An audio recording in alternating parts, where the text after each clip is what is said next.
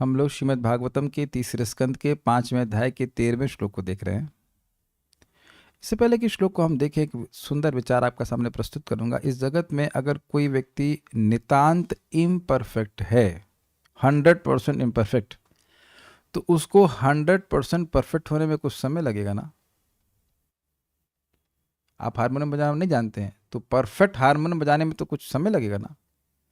लेकिन वस्तुतः अगर जीवात्मा को परफेक्ट होना है तो केवल 1 सेकंड लगेगा। वो कैसे? उस व्यक्ति को परफेक्ट कहेंगे जो भगवान की सेवा में लगा हो। तो जैसे ही भगवान की सेवा से हटे तो टोटली इम्परफेक्ट, और जैसे ही भगवान की सेवा में आए तो टोटली परफेक्ट। तज्जन्मतानि कर्माणि तद आयुस्तन मनोवचः नृणाम ये न हि विश्वात्मा सेव्यते हरिरीश्वरः। उस व्यक्ति का जन्म, उस व्यक्ति की आयु, उस व्यक्ति का मन वचन कर्म सब कुछ क्या कहते हैं, परफेक्ट है, एक तरह कहा जाए सिद्ध है, अगर उनके द्वारा वह सेव्यते हरिरीश्वर, भगवान श्री हरि जो ईश्वर है उनकी सेवा करता है। This is amazing, this is very powerful knowledge. That's why we should hear Bhagavatam, क्योंकि जो हमारे पास पावर है उसका उपयोग करना ही हम भूल जाते हैं, अपितु दुरुपयोग कर रहे हैं। जैसे ही हम भगवान की सेवा नहीं कर रहे हैं, we are useless we are useless.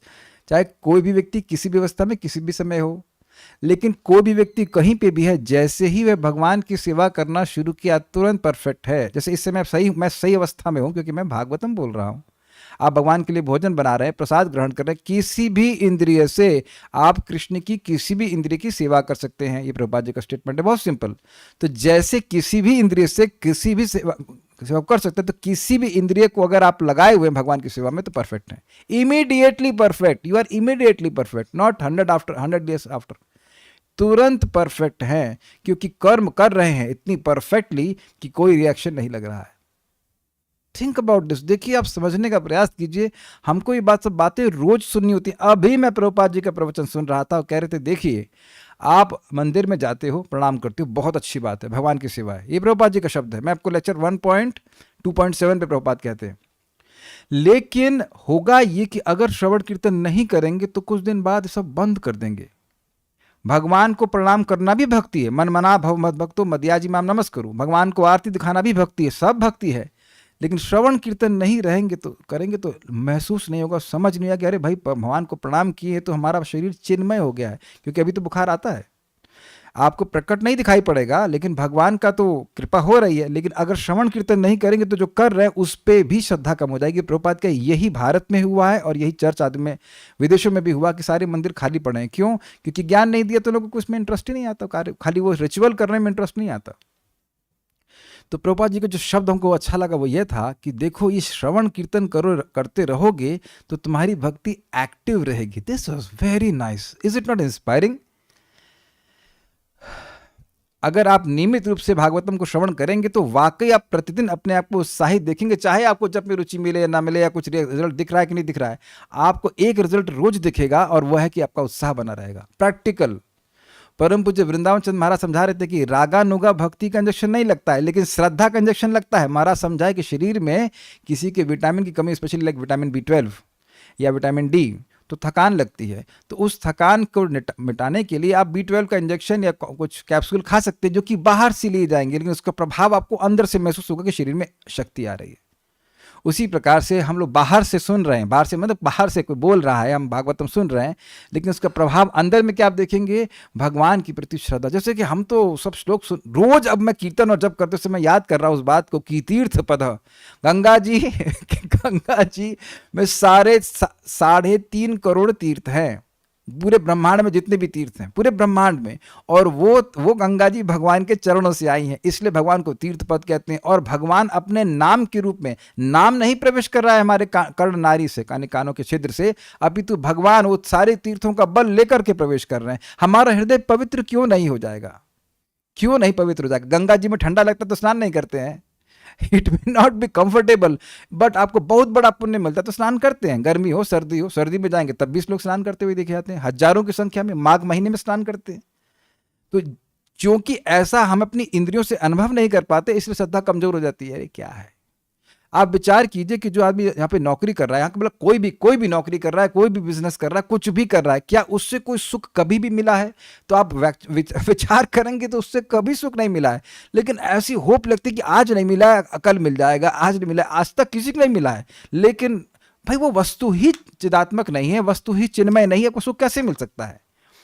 ये खाली सुनने का गड़बड़ है।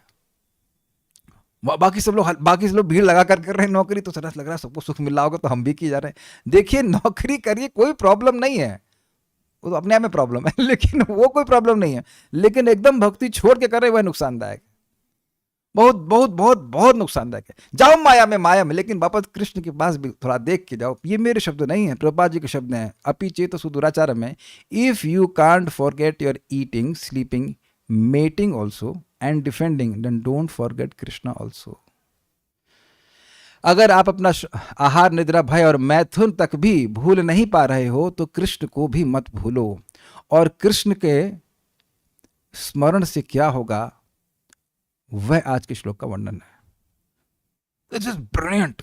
महाभोगी हो कोई बात नहीं, कथा अच्छी लग रही, हाँ थोड़ी तो अच्छी लग रही, ठीक है, बस सुनते रहो, सुनते रहो, सुनते रहो, सुनते रहो, सुनते रहो। कथा पूरा खींच लेगी आपको भगवान की तरफ, असीमित सुख का वरदान प्रदान करेगी। दिस इज ब्रिलियंट श्लोक। काश मेरे पास 2 घंटे होते, लेकिन चलिए जितना समय उतना बताऊंगा। दिस इज ब्रिलियंट श्लोक। तो कल हम लोगों ने क्या सुना था, जरा विचार कीजिए।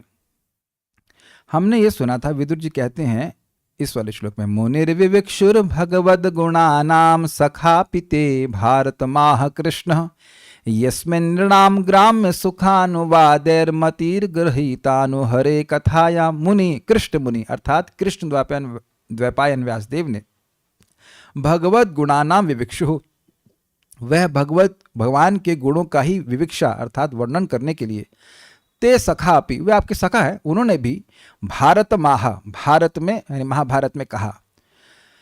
यानी कि पहली लाइन का अर्थ होगा कि भगवान के गुणों का वर्णन करने के लिए ही उन्हें महाभारत की रचना करी। यस्मिन, जिस महाभारत में, नृणाम, जो विषय भोग में आसक्त लोग हैं उनके लिए, ग्राम्य सुखानुवादई, ग्राम्य सुख, भोग आदि के सुखों का वर्णन के द्वारा उनकी मति को ग्रहित, उनकी मति को पकड़ लिया। निश्चित ऐसा इसलिए कहते हैं नु, और हरे कथायाम, और भगवान हरि की कथा में लगा दिया। तो अब प्रश्न होगा कि भाई हरि की कथा में मति को लगा दिया तो इस हरि की कथा से या हरि की कथा में लगी हुई मति से क्या हो जाएगा, प्रश्न होगा ना।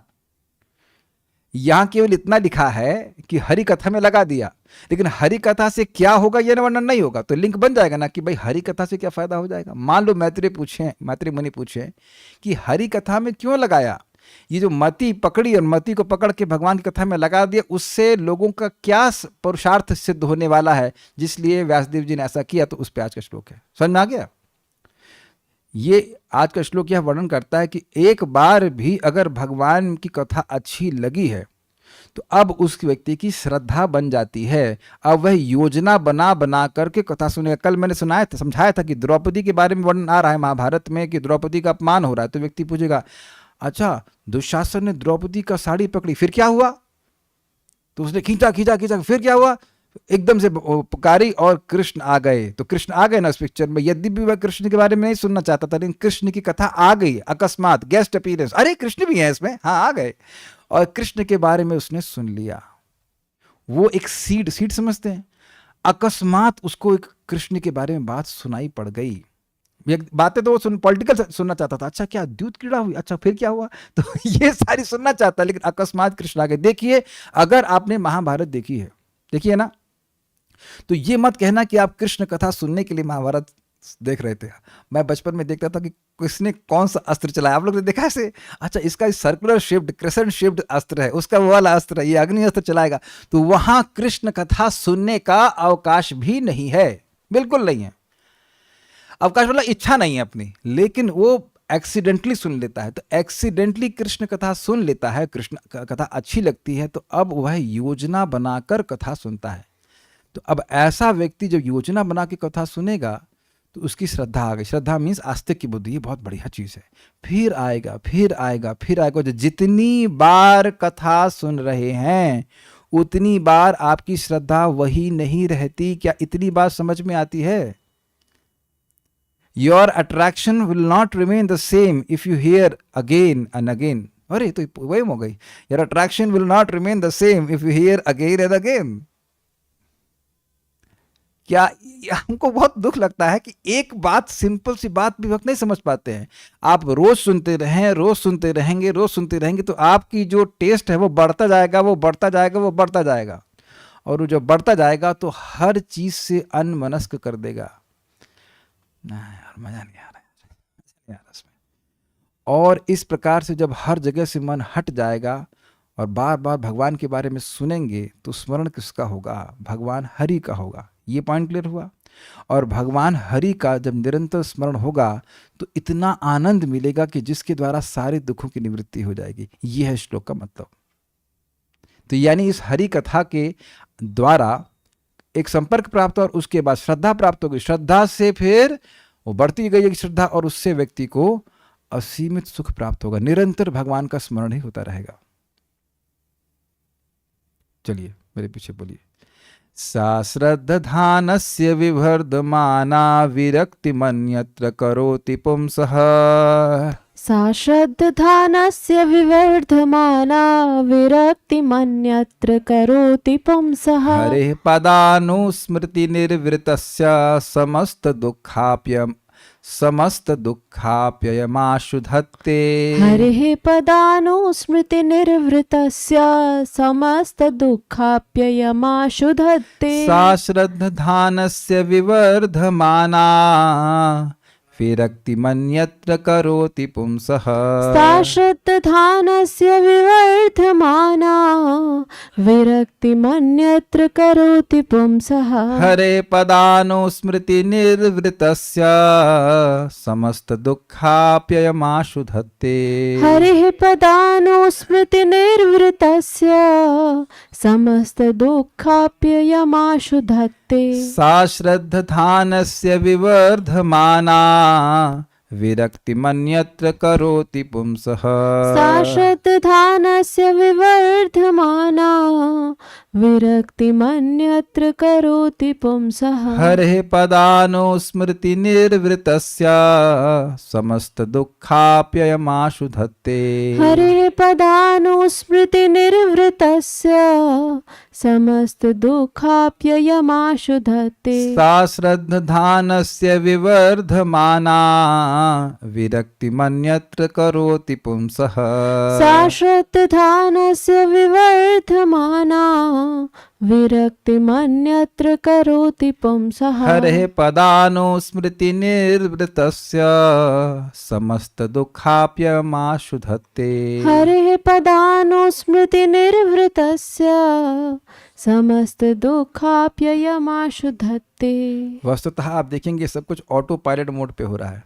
बस सुनते जाइए. जो व्यक्ति ऐसी कथाओं का निरंतर श्रवण करते रहने के लिए आतुर रहता है, देखिए बात बहुत महत्वपूर्ण है. एक एक शब्द महत्वपूर्ण है. जैसे आज सुना और कल छोड़ दिया तो आप इसको आतुर नहीं कहेंगे. जैसे कुछ लोगों को चीज़ें पसंद होती हैं, वो रोज खाते हैं उसको. या अगर हम खराब एग्जाम्पल दें, शराब पीने वाले दिन भर काम करेंगे, प्राय मजदूर कुछ ऐसे करते हैं, 300 रुपये कमाएंगे और वो आतुर रहते हैं 200 रुपये की क्या ताड़ी या जो भी व्हाटएवर हम पी जाते हैं शाम को. तो वो वेट करते हैं कि कब शाम होगी और हम पिएंगे. प्रभुपाद एग्जाम्पल दे रहे हैं, इसलिए मैं ऐसा देता हूँ कि ऐसा शराब पीने वाला जैसे एकदम आसक्त हो जाता है शराब पीने में, ऐसे व्यक्ति को जीवन ढाल लेना चाहिए कि भगवान की कथा सुने बिना वो रह ना पाए. आतुर का समझ गए ना तुम, उसको भूख जागृत हो गई है. तलब समझते हैं, तलब व्यसन होता है, सुनना है ऐसे करके. उसके लिए कृष्ण कथा क्रमशः अन्य सभी बातों के प्रति उसकी उदासीनता को बढ़ा देती है. अन्य सभी मतलब आहार, निद्रा, भय, मैं तो सबके प्रति. इसलिए व्यक्ति को यह चिंता ज्यादा नहीं करनी चाहिए कि मेरी विरक्ति कैसे जागृत होगी. विरक्ति का ठेका किसने ले रखा है? कृष्ण कथा ने. अब एक बहुत गंभीर बात है जो परम पूज्य वृंदावन चंद्र महाराज समझा रहे थे इस संबंध में.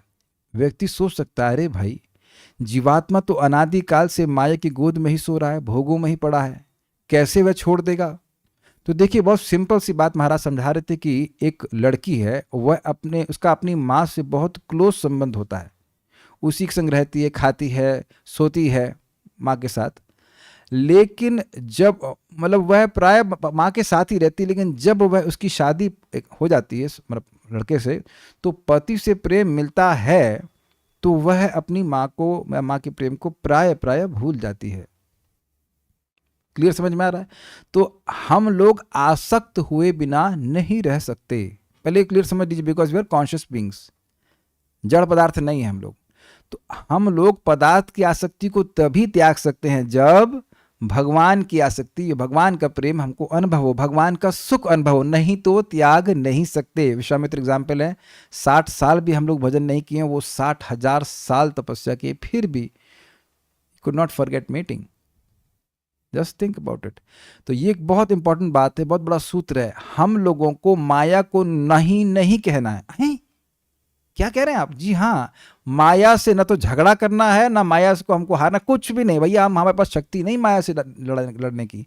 और ओनली पावर इज, हमारे पास जो भी शक्ति वो ये है कि हम कृष्ण को यस कह सकें।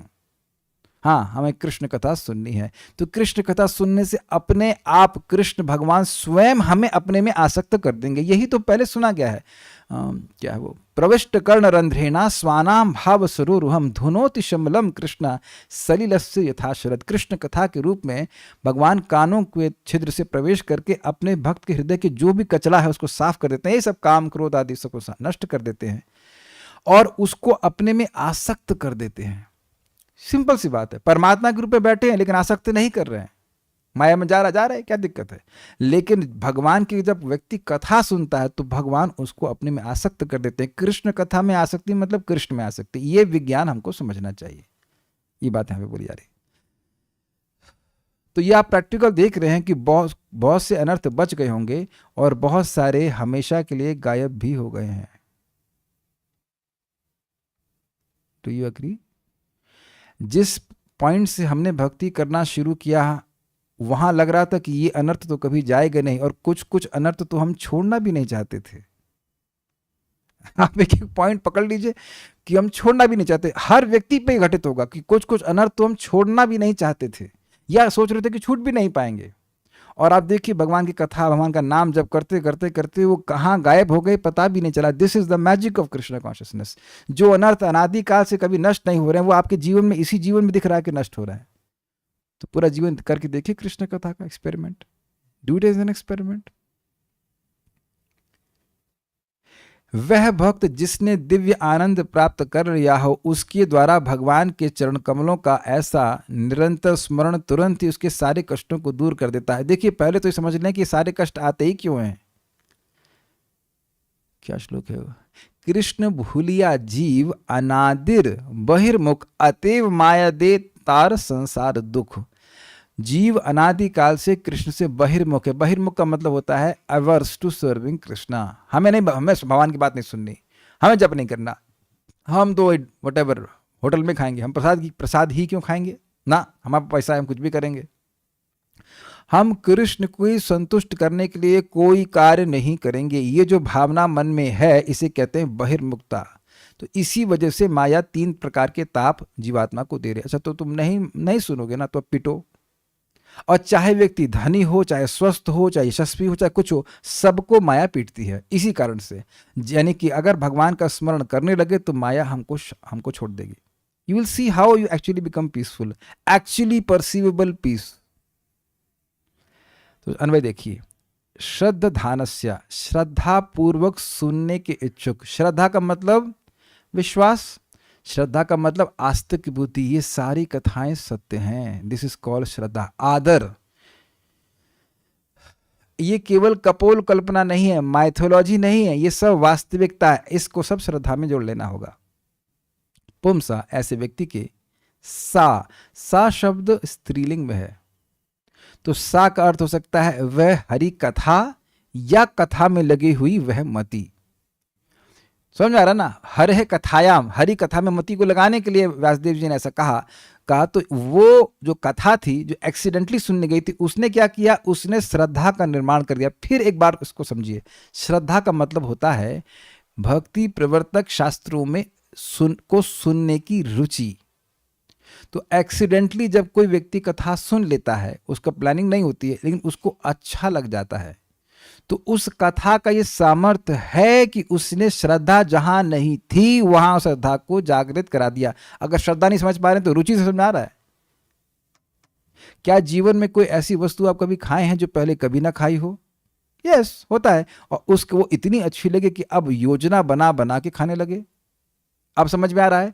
तो गलती से भी महाभारत सुनने गए थे लौकिक कथा सुनने के लिए, और उसमें गलती से कृष्ण कथा सुनी, तो कृष्ण कथा तो चिन्मय है, आनंद देने वाली, उसको बड़ा अच्छा लग गया। अब वो अच्छा लग गया मतलब रुचि, रुचि मतलब श्रद्धा, यानी कथा में सामर्थ्य है टेस्ट जागृत करने का। सुनाई पड़ रहा है, एकदम स्पष्ट बताया जा रहा है। तो यानी कि जो टेस्ट जागृत करती है वही टेस्ट बढ़ाती भी है। इसलिए शब्द आ रहा है आगे, विवर्धमाना। तो पहली कथा सुनी, एक्सीडेंटली अच्छी लगी, अब वह योजना बना बना करके कथा सुनता जाता है, और जैसे जैसे वह कथा सुनता जाता है या जाती है तो उसकी रुचि और बढ़ती जाती है। क्या ये सब आप अपने संग होता हुआ देख रहे हैं? ये लोग तो लग रहा है सब, अच्छा मैं पत्थरों को तो क्लास नहीं दे रहा हूँ, दे रहे हैं, ठीक सुना है, ठीक है। It's too late now. अब अगर आप वापस भी जाना चाहेंगे तो नहीं जा पाएंगे, इट्स जस्ट टू लेट। पहले क्यों नहीं बताया आपने कि इरिवर्सिबल प्रोसेस है? क्योंकि हमको भी नहीं बताया गया था। ओके, अब चाहे कितना भी गिरो परो, लेकिन आप भगवान की कथा की रुचि को नहीं त्याग सकते। Krishna and try to understand your good fortune, you are rarest of the rarest of the rarest of the rarest of the rarest of the rarest people who have some interest in Krishna कथा। मनुष्यानाम सहस्रेषु कश्चिद यतति सिद्धये। हम सभी के हृदय में एक इच्छा है ना कि हम सिद्ध हो, भक्त बन जाएं। बहुत अरबों अरबों लोगों में किसी एक व्यक्ति की इस प्रकार की इच्छा, ये मेरे शब्द नहीं प्रभुपाद के हैं, billions and billions, out of billions and billions of people 1 person will be interested in Krishna consciousness.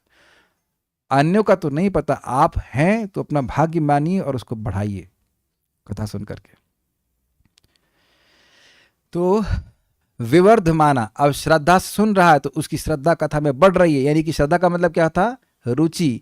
क्योंकि रुचि कथा में बढ़ रही है, इसलिए अन्यत्र, ऐसी कथाओं के अतिरिक्त अन्य बातों से मतलब जो धर्म अर्थ काम आदि की बात थी, जब उनकी बातों से ही विरक्ति हो गई तो उन कार्यों से तो कहना ही क्या। अरे भाई वहां कुछ यज्ञ चल रहा है, चलोगे? जब वो यज्ञ की बात ही नहीं सुनना चाहता है तो यज्ञ क्यों करेगा? जैसा कि आप शौनक ऋषि से ही सुन चुके हैं कि भाई हमको नहीं, हम लोग ये यज्ञ कर रहे थे, केवल धुआं निकला और उस धुएं से हमारे चेहरे काले हुए, हमें कुछ नहीं मिला। और अपायत गोविंद पाद पद्मासवम मधो, आप हे सूत गोस्वामी यहाँ पे आ गए और आप हम लोगों को भगवान गोविंद के चरण कमल से निकलने वाले अमृत का आस्वादन करा रहे हैं। इस यज्ञ को कौन करने वाला है? समझ में आ गया? बिल्कुल विरक्त हो गए, सारे के सारे 88,000 ऋषि विरक्त हो गए भगवान की कथा से।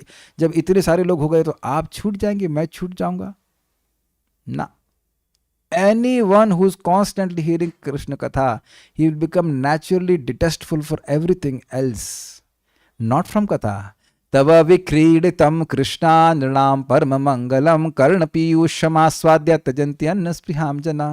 हे कृष्ण, आपकी कथा को, आपकी लीला कथा को जो सुनता है वह व्यक्ति सारी स्पृहा को त्याग देता है। वो मनुष्यों के लिए परम मंगलमय है, वो सारी इच्छाओं को त्याग देता है, अर्थात पत्नी की, बच्चों की, पारिवारिक आसक्ति, यहाँ तक कि मोक्ष की इच्छा को भी त्याग देता है, लेकिन कथा की इच्छा को नहीं त्याग देता। इसलिए कह रहे हैं यहाँ पे अन्यत्र, अन्य चीजों से उसकी विरक्ति हो जाती है। अनमनस्कता का मतलब होता है इनडिफरेंस, है तो ठीक है, नहीं है तो ठीक है। आई कांट केयर लेस, सुनते हैं आप ICCL, I can't care less, मतलब जगत की कुछ भी जो लाभ मिल रहे हो या नहीं मिल रहे हैं उससे मतलब नहीं है, कथा सुनने को मिल रहा है, भगवान का श्रवण कीर्तन करने को सुनने को मिल रहा है। अगर समय बचा तो मुझे याद दिला देना जयदेव गोस्वामी, तो मैं कहानी सुनाऊंगा उनके बारे में, अगर समय बचा तो। विरक्तिम करोति, यानी कि भगवान की कथा उसकी विरक्ति को कर देती है। तो इससे क्या शिक्षा प्राप्त हुई? आपको विरक्ति जागृत नहीं करनी है, वो ठेका है कृष्ण कथा का। हमने ये देखना है कि हम कितना कृष्ण कथा श्रवण कर रहे हैं, और रोज मतलब बहुत ज़्यादा ना कर सके तो कम से कम निरंतर जरूर करिए, कि जो निरंतर की जाती है, चाहे थोड़े मात्रा में भी किया जाए, उसका स्थायी प्रभाव होता है। ये हमेशा याद रखना, निरंतर यानी रोज की जाने वाली चीज़ों का स्थायी प्रभाव होता है। और ये स्थायी प्रभाव क्या है कृष्ण कथा, कि रोज सुनना शुरू कर देंगे,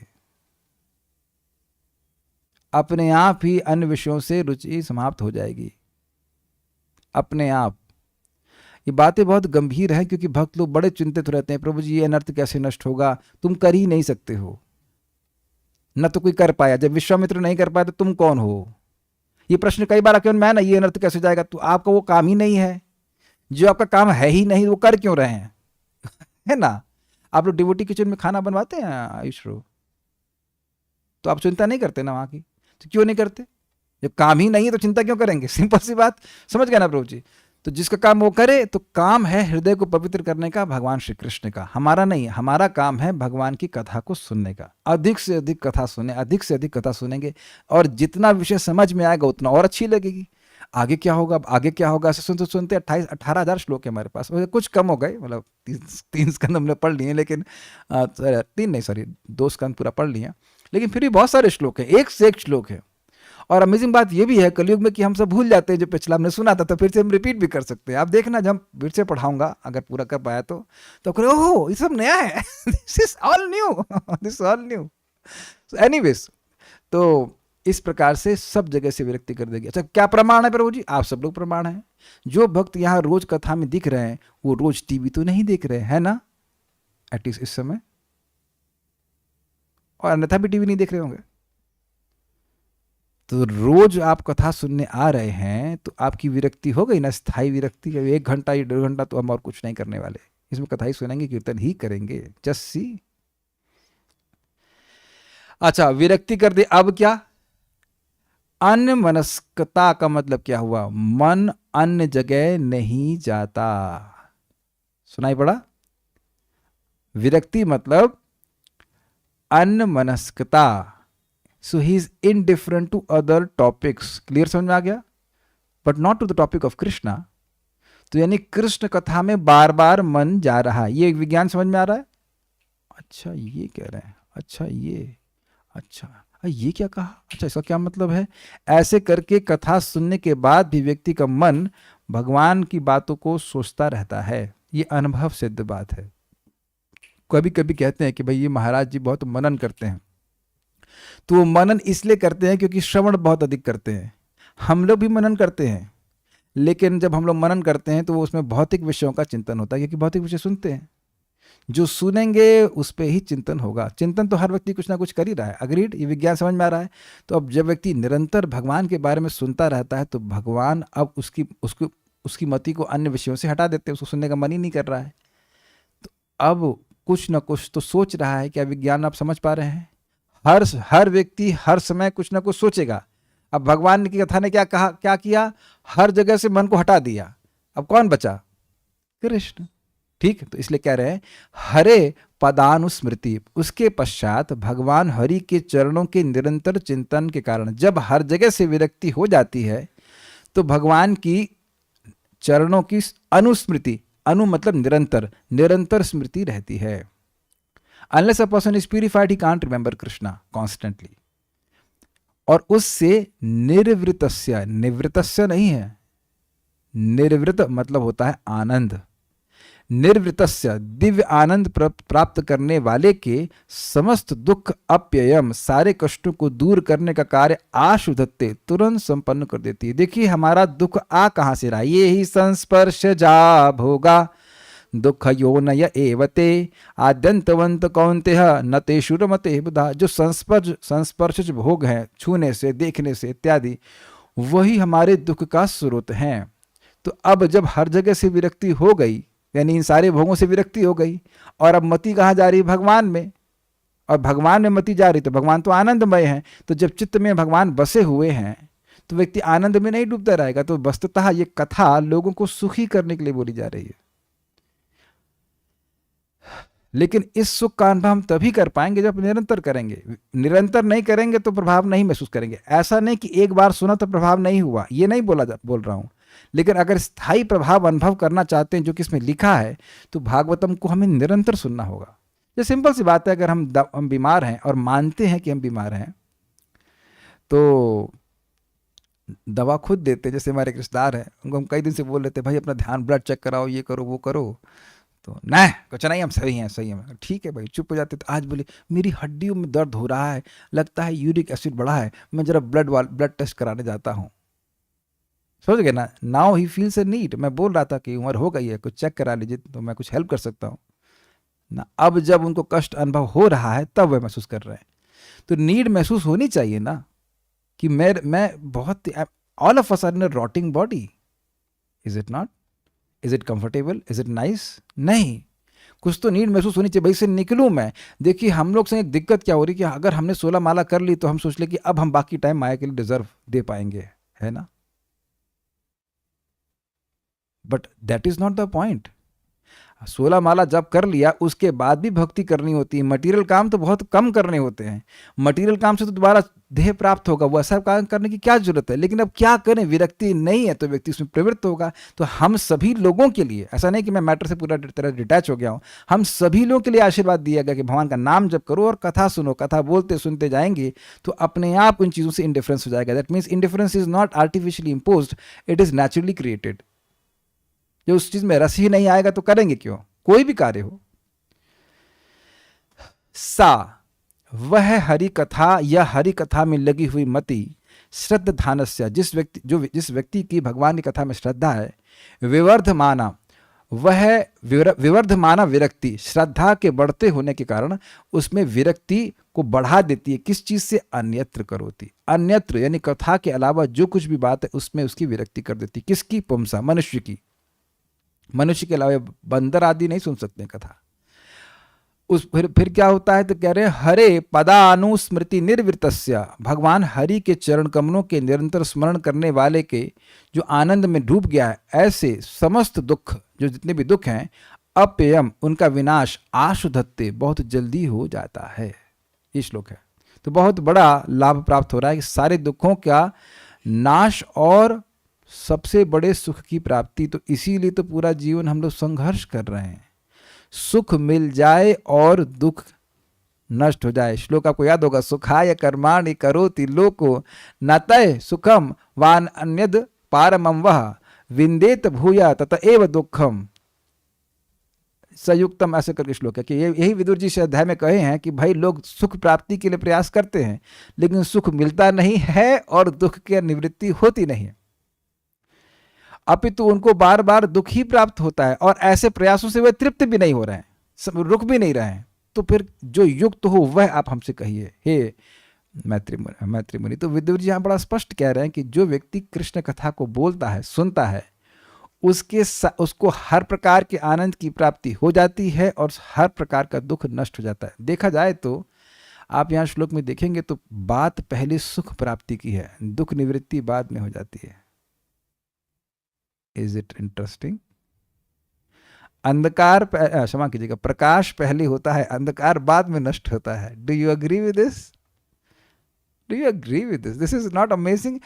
भगवान की कथा से पॉजिटिव सुख मिलता है, इसलिए दुख की निवृत्ति एज अ बाई प्रोडक्ट हो जाती है। ऐसा नहीं कि दुख की निवृत्ति पहले होगी और फिर सुख की प्राप्ति होती है, या कह सकते एक साथ ही हो जाता है।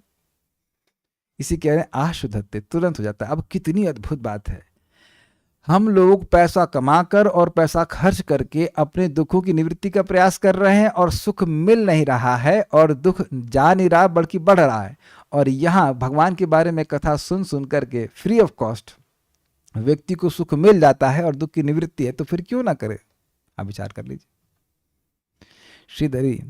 श्री हरि की कथा में बुद्धि के लग जाने का फल बतलाते हुए कहा गया है कि वह कथा अथवा बुद्धि, इसकी व्याख्या मैंने भी कर दी थी, सा मतलब बुद्धि या कथा, मनुष्य को ग्राम्य सुखों से विरक्त बना देती है।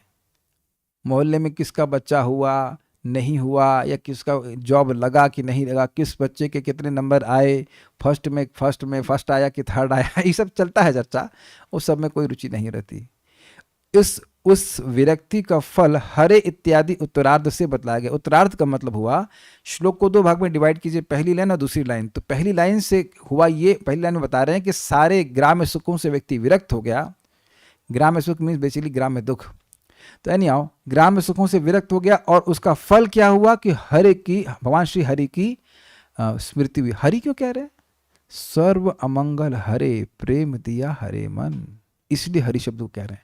जो दुख रूपी अमंगल है जीव का, उसको भगवान श्री हरि हर लेते हैं। उनके चरण कमलों की स्मृति, निरंतर स्मृति जीव के सारे अमंगल को हर देती है, सारे दुखों को हर लेती है और उसको प्रेम देती है। भगवान अपना प्रेम देते हैं और इस प्रकार से वह आनंद में भर जाता है। इस बात को समझने का प्रयास कीजिए। चैतन्य चरितामृत में वर्णन है कि जब कोई भक्त, कोई भी व्यक्ति निष्काम होकर भगवान का स्मरण करता है, निष्काम होकर के भगवान का स्मरण करता है, तो उसका भगवान का, उसका भगवान के प्रति जो प्रेम है वह बढ़ने लगता है। क्या ये विज्ञान समझ रहे हैं? If he is remembering Krishna without any material desires, his love for the Lord becomes to fructify, increase. ये चीज यहां देख रहे हैं, क्योंकि अन्य चीजों से विरक्त हो गया तो निष्काम हो गया। कथा ने ही उसको निष्काम बना दिया, समझ में आ गया। और अब वो कथा सुनता जा रहा है, सुनता जा रहा है, तो कोई भौतिक लाभ के लिए कि भाई धन मिले या स्वर्ग मिले, इसके लिए नहीं कर रहा है, केवल अच्छा लग रहा है, बस करता जा रहा है। तो अब उसका प्रेम बढ़ता जा रहा है। और देखिए, समझिए, जिस व्यक्ति का भगवान के चरणों में जितना अधिक प्रेम है, उसको भगवान की वह सेवा करने में उतना ही अधिक सुख मिलेगा। ये सारा विज्ञान है। तो हरि शब्द से सूचित हो रहा है कि भगवान हरि अपना स्मरण करने वाले भक्त के हृदय के सारे अमंगल को नष्ट करते हैं और उसको प्रेम देकर के अपना सुख प्रदान करते हैं। ठीक है, नेक्स्ट। सारार्थ दर्शनी अधिकार अनुसार यह श्लोक हरि कथा में अपने मन को अभिनिविष्ट अर्थात एब्जॉर्ब करने वाले के फल भेद का वर्णन करता है। सा अर्थात भगवान के विषय, मतलब वो जो हरि कथा उस श्रद्धाधानस अर्थात श्रद्धावान भक्त में वर्धित होते हैं जिसकी इस विषय में परम पुरुषार्थ बुद्धि होती है। ये कथा ही मेरे जीवन का सबसे बड़ा लाभ है। अब देखिए, जो लोग साइड बिजनेस करते हुए कथा सुन रहे हैं, up to them, but they are not doing it exactly as it is mentioned here. मैं समझा पा रहा हूं, प्लीज बुरा नहीं मानना, मैं मना भी नहीं कर रहा हूं कि आप ऐसा मत करो, लेकिन कथा को परम पुरुषार्थ मान रहे हैं, अर्थात इसको अपने जीवन का सबसे अधिक महत्वपूर्ण भाग मान रहे हैं, not something which is side business. Does that make sense to the devotees? मैं आप लोगों को कन्विंस करने के लिए नहीं कि आप वीडियो ऑन करके आओ और इसलिए बोल रहा हूं। शास्त्र आपके सामने है, टीका आपके सामने है, आप अपने आप निर्णय कर लो। हम लोग जब कंपटीशन की तैयारी करते हैं तब भी साइड बिजनेस के रूप में करते हैं या एक निष्ठ होकर करते हैं। आप विचार कीजिए, और उससे क्या हो गया? 20,000, 25,000, 70-80,000 रुपए का जॉब मिल जाएगा, कुछ समय के बाद फिर मरो और मर के फिर कहीं और देह में चले जाओ, है ना? यही तो लाभ मिल जाएगा ना, और तो कोई लाभ है नहीं। और जो लोग भी पैसा कमा रहे हैं, जरा विचार कीजिए कि उन नंबर्स से, मैं पैसे से बात नहीं कर रहा हूँ, जो नंबर्स आपके अकाउंट में ट्रांसफर होते हैं, नंबर्स होते हैं ना, उन नंबर्स से कितने परसेंटेज सुख मिलता है? You use those numbers, but they don't make you happy. कभी किसी दिन देख लीजिएगा कि कभी खुशी प्राप्त हुई हो, किसी को नहीं हुई है, आपको भी नहीं हुई होगी। ये मेरे वक्तव्य नहीं, आप अनुभव बात है, विचार करेंगे तो समझ जाएंगे बात को, उसमें कोई विरोध की बात नहीं है। तो जब आप इन विषयों में परम पुरुषार्थ की बुद्धि करते हैं कि भाई यही मेरा सबसे बड़ा लाभ है, तो व्यक्ति अलग प्रकार से करता है, एकनिष्ठ होकर के करता है उसको। मेरी बात समझा पा रहा हूं मैं? तब उसको ऐसा लाभ प्राप्त होता है। अब देखो, आप किसी को रोज इसी टाइम सब्जी ही बनानी है तो हम कुछ नहीं कह सकते, दैट्स ओके वो भी ठीक ही है, मैंने नहीं कहा कि ठीक है महाराज का स्टाइल बड़ा अच्छा था, ठीक ही है ठीक ही है, लेकिन ठीक नहीं है, ठीक ही है। नहीं सुनने से तो आप नाई मामा से काड़ा मामा भालो नहीं, मामा नहीं है तो कम से कम अंधा मामा, सॉरी काड़ा मामा मिल जाए, ठीक है। लेकिन जो एकनिष्ठ होकर के सुन रहा है कि भाई इससे तो हमें बहुत बड़ा लाभ प्राप्त होगा, तो उसको तो अलग अलग होगा ना। यहाँ परीक्षित महाराज अब पूरे विश्व का मैनेजमेंट तो नहीं कर रहे हैं कथा करते समय, सब छोड़ करके सुन रहे हैं, तो तरीका तो वही, कम से कम 1 घंटा तो दुखों से निवृत्त होकर के कथा सुननी चाहिए। अब कौन कैसे करेगा वह उसके ऊपर है, क्योंकि जो वो कुछ करना चाहता है वो कैसे भी कर ले रहा है। 12-12 घंटे का जॉब भी कैसे भी कर ही ले रहा है कि नहीं? रात रात भर जग कर भी जॉब कर ही ले रहे हैं, क्योंकि उसमें पुरुषार्थ बुद्धि की उसको प्राप्त करके बहुत हमें सफलता प्राप्त हो जाएगी। नहीं, आज तक नहीं मिली है, आगे जरूर शायद मिल जाएगी। तो आपकी बुद्धि अगर उसमें है तो आप वैसे कर लेते हो। तो इसलिए मुझसे ये काउंसलिंग की जरूरत नहीं है कि कैसे करेंगे। कैसे करने से मतलब नहीं है, अगर बुद्धि है कि सर्वश्रेष्ठ है, बहुत लाभप्रद है मेरे लिए, तो करेंगे। कैसे करेंगे आप देख लीजिए। क्या तो ऐसा नहीं कि हम 4-4, 6-6 घंटा क्लास दे रहे हैं, ऐसा तो कुछ नहीं है। विचार कर लीजिएगा। We are not here to chastise anyone, that is not my अधिकार ऑल्सो।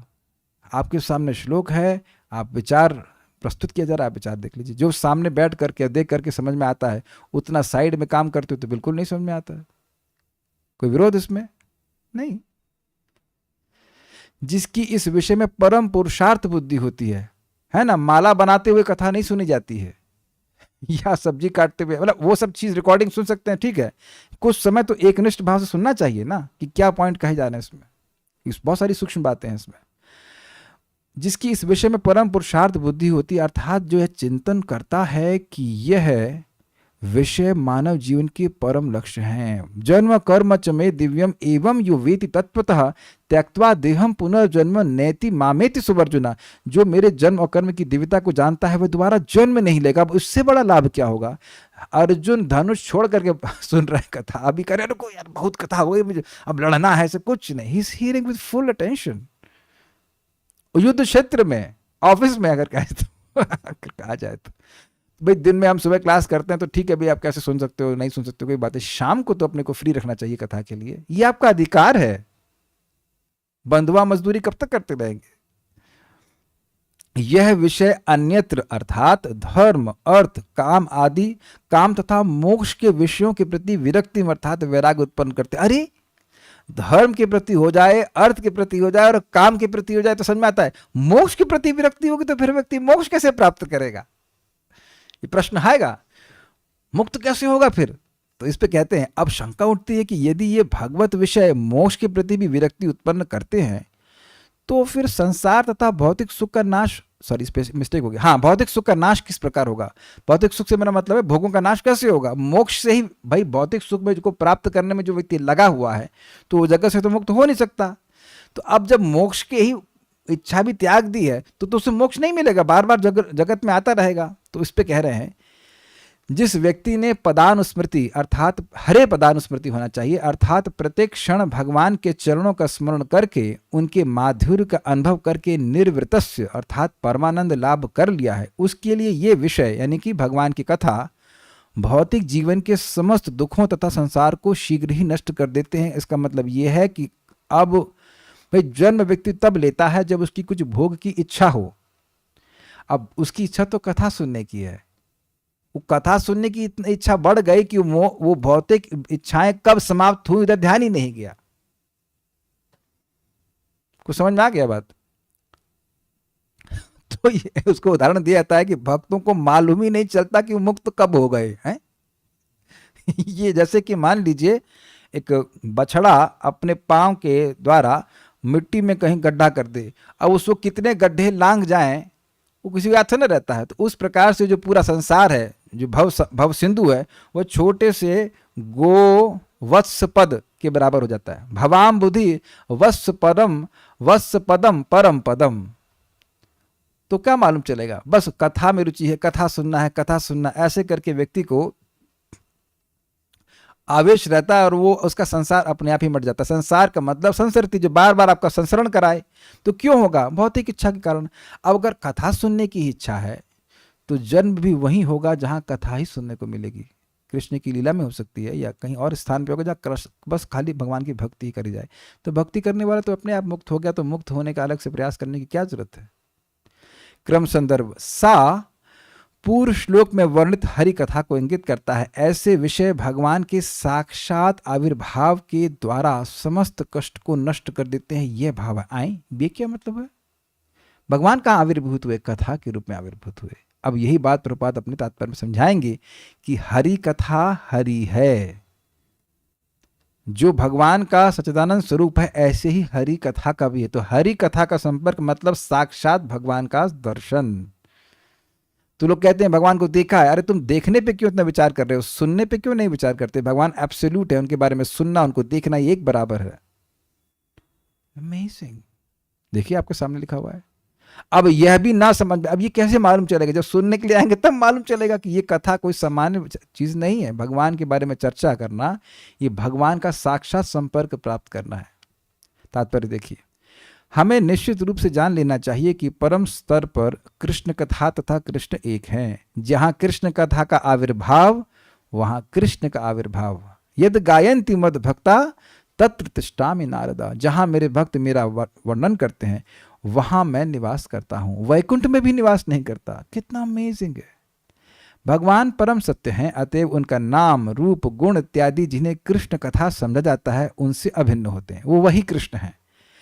भगवान द्वारा कही गई भगवद गीता स्वयं कृष्ण के ही समान है। जब कोई शुद्ध भक्त भगवद गीता पढ़ता है तो यह भगवान को अपने सामने देखने जैसा होता है, किंतु लौकिक बखेड़ा करने वालों के लिए यह ऐसा नहीं है। मतलब जिनका भगवान पर विश्वास नहीं है, जो कृष्ण को भगवान के रूप में नहीं मानते, उनके लिए, उनको ऐसा अनुभव कभी नहीं होने वाला।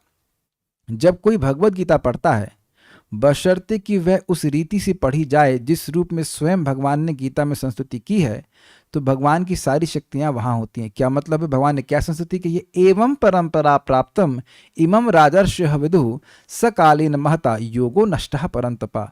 तो भगवान ने सबसे पहले सूर्यदेव को दिया, सूर्यदेव ने फिर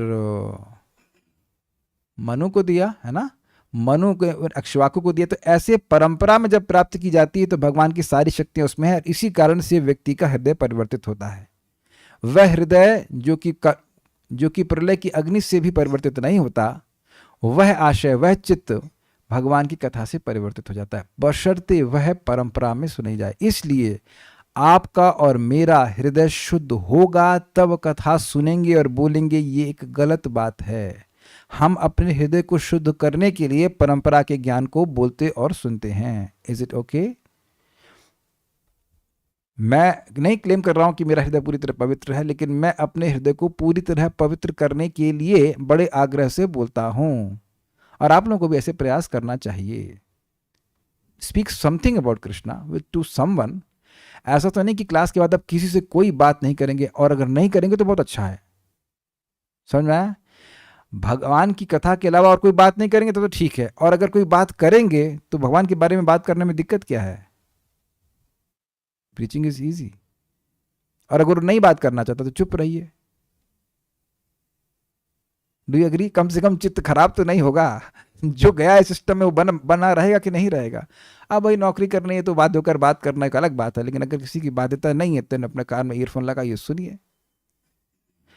आप क्या इस बात से अभिज्ञ हैं कि जैसे ही हम कुछ सुनते हैं तुरंत ही उसका चित्त पे रिएक्शन होता है? क्या ये भी मुझे समझाना पड़ेगा? ये सब लोग समझते हैं इमीडिएटली। अभी मैं कुछ और बात करने लग जाऊंगा ना, तुरंत आपका चित्त उधर धावित होने लग जाएगा, वहीं जाएगा इंस्टेंटली, नॉट आफ्टर 2 years।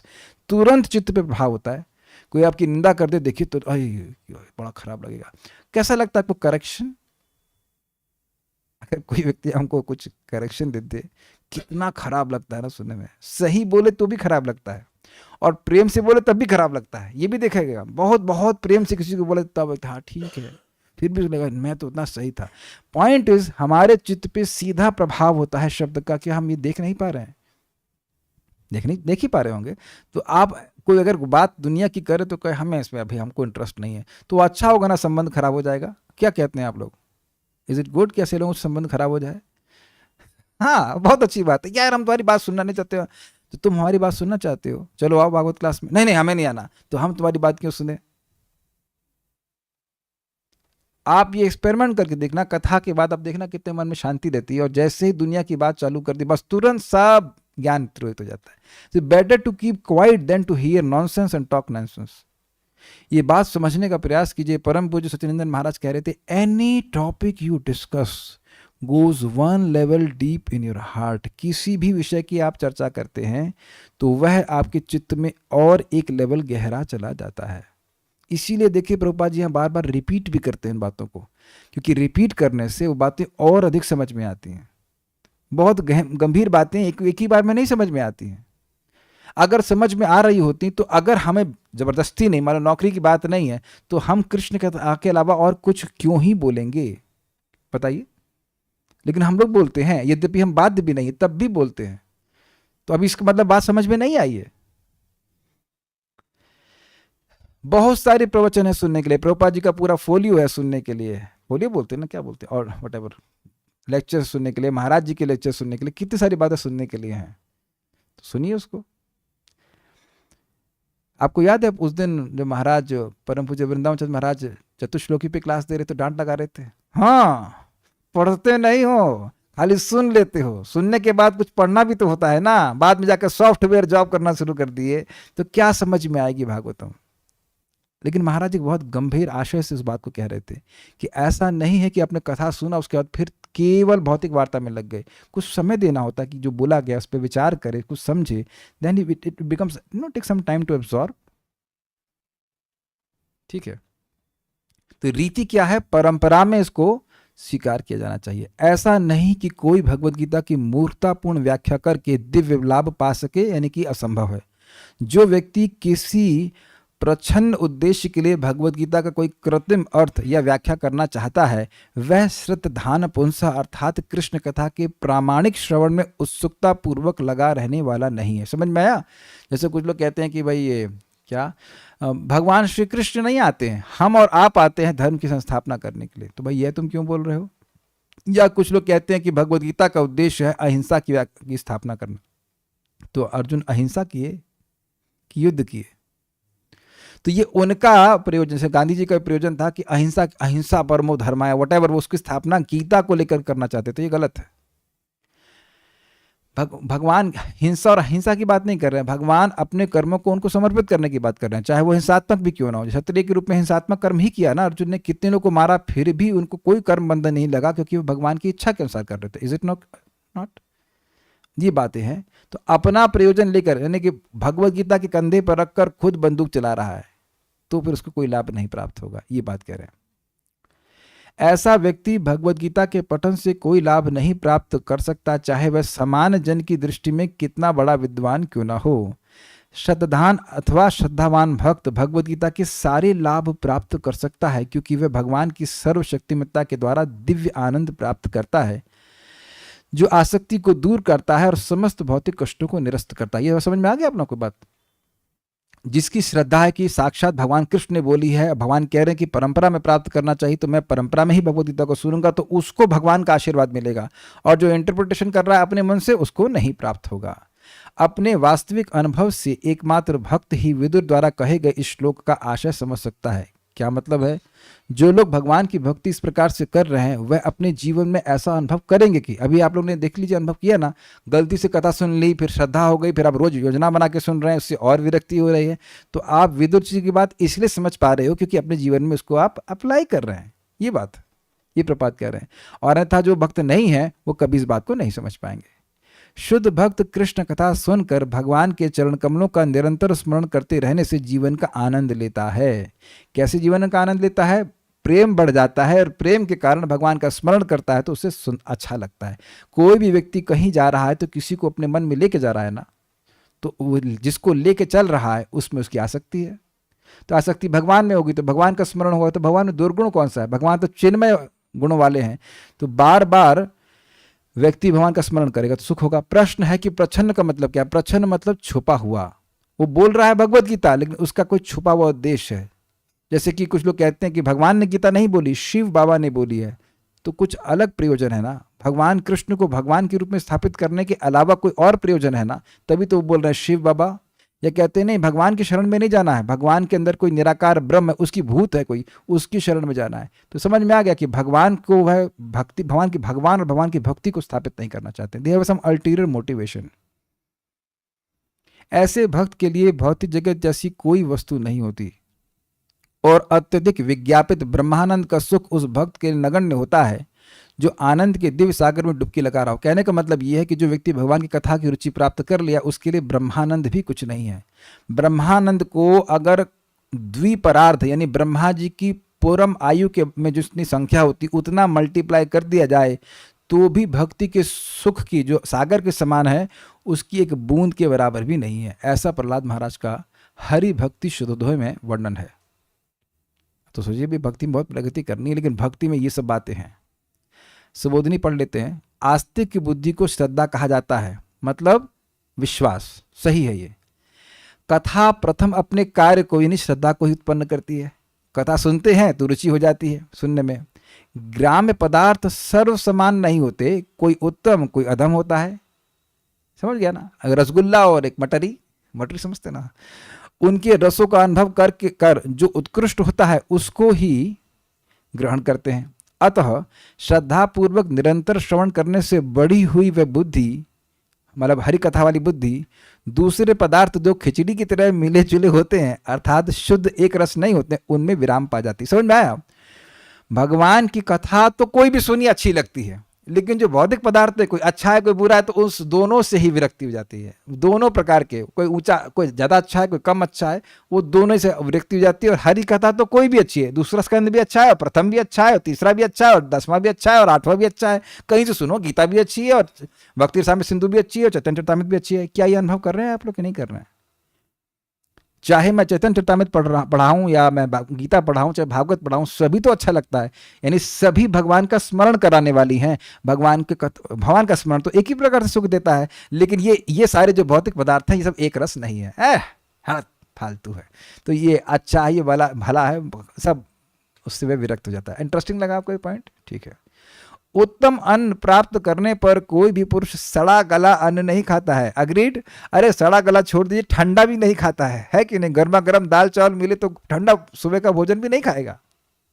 ये सड़ा गला बातें क्यों सुनेगा?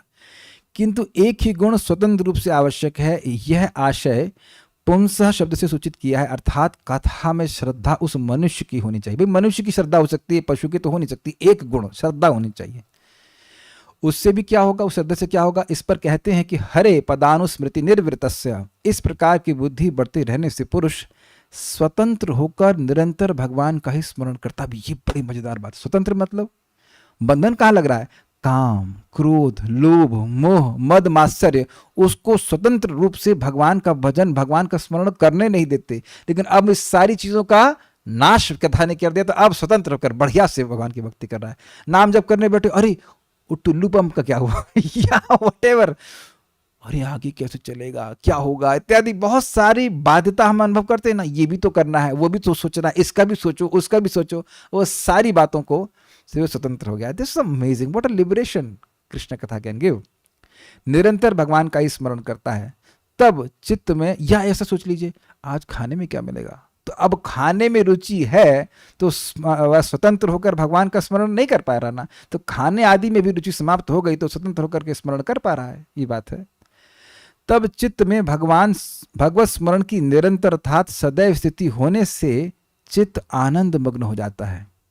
ऐसे चित्त में ही आनंदमय भगवान प्रवेश करते हैं, जो चित्त पूरी तरह पवित्र हो गया। स्पष्ट है, भगवान को प्राप्त कर लेने से फिर चित्त भगवान की उपस्थिति से हटता नहीं है। और ये सारी चीजें कैसे वर्णित की जा रही हैं? एक प्रोसेस के रूप में ये होता ही है। और शुरुआत कहाँ से हुई थी? एक्सीडेंटली कथा सुन लेने से। और ये आप और हम सबके संग होना है। Let it happen, don't block it. जब होना ही है तो फिर ब्लॉक क्यों करें? कुछ आशय समझे मेरी बात? सुन लें, फिर जम के कथा सुन ही लें, भी देखें क्या होता है अच्छा ही होगा, अच्छा ही होगा। उस स्थिति में जो जो आनंद का अनुभव बढ़ता जाता है, त्यों त्यों शीघ्र ही सकल दुखों का समूल नाश हो जाता है। क्या मतलब हुआ? जैसे जैसे हृदय शुद्ध होता जाएगा, भगवान का प्रेम बढ़ता जाएगा, प्रेम बढ़ता जाएगा तो भगवान की स्मृति में और सुख मिलेगा, तो और सुख मिलेगा तो फिर और स्मरण करेंगे, और स्मरण करेंगे तो और प्रेम बढ़ेगा। ऐसे करते करते सारे दुखों का समूल नाश हो जाएगा। किसी भी प्रकार की भोग वासना, भोग की कार्य सब बंद हो जाएंगे। अतः भारत में साधन सहित परम पुरुषार्थ का वर्णन किया हुआ है। क्या मतलब है? इसलिए महाभारत वस्तुतः ग्राम्य सुख का वर्णन नहीं करती है, वह परम पुरुषार्थ भगवान की कथा का ही वर्णन करती है। लेकिन क्योंकि सामान्य लोग आएंगे नहीं सीधे, इसलिए उनको ट्रिक से लाने के लिए कृष्ण कथा की ओर वह ग्राम्य बातों का वर्णन करते हैं। ऐसी बातें हुई हैं। कोई प्रश्न किसी बात का? और क्या? ठीक है, कोई प्रश्न नहीं है जप करते वक्त कभी कभी मंदिर की सेवा से रिलेटेड विचार आते हैं तो ये सही है, ठीक है, कोई दिक्कत नहीं है। कम से कम इंद्रिय तृप्ति के बारे में तो नहीं सोच रहे हैं। परम पूज्य राधानाथ महाराज से भी पूछा गया था। लेकिन एक बात आप विचार कीजिएगा, ये जो सेवा के विचार आते हैं वो आते क्यों हैं? क्योंकि सेवा के टाइम में जब कर रहे होते हैं। मैं ये अपने रियलाइजेशन से बोलता हूँ, मंदिर में मैं कई साल तक खिचड़ी बनाता था, मुझे अच्छी लगती थी खिचड़ी बनाना।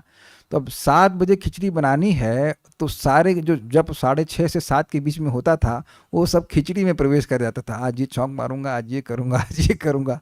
तो सबसे समीचीन यह है कि जो आपकी सेवा है उससे थोड़ा टाइम गैप पहले ही आपका माला हो जाना चाहिए। Make sense? करके देखिएगा आप।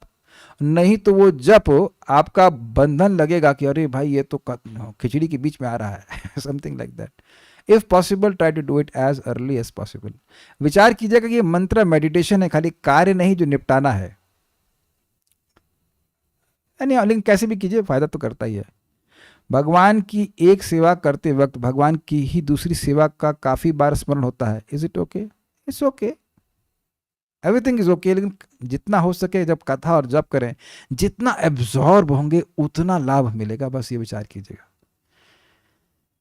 जप में जितना एब्जॉर्ब, हम लोग का जितना सामर्थ्य इतना कर सके उतना लाभ होगा। क्या आप लोग का संभव नहीं कि जब एकनिष्ठ भाव से करते हैं तो उसका प्रभाव आपको तुरंत अलग दिखता है?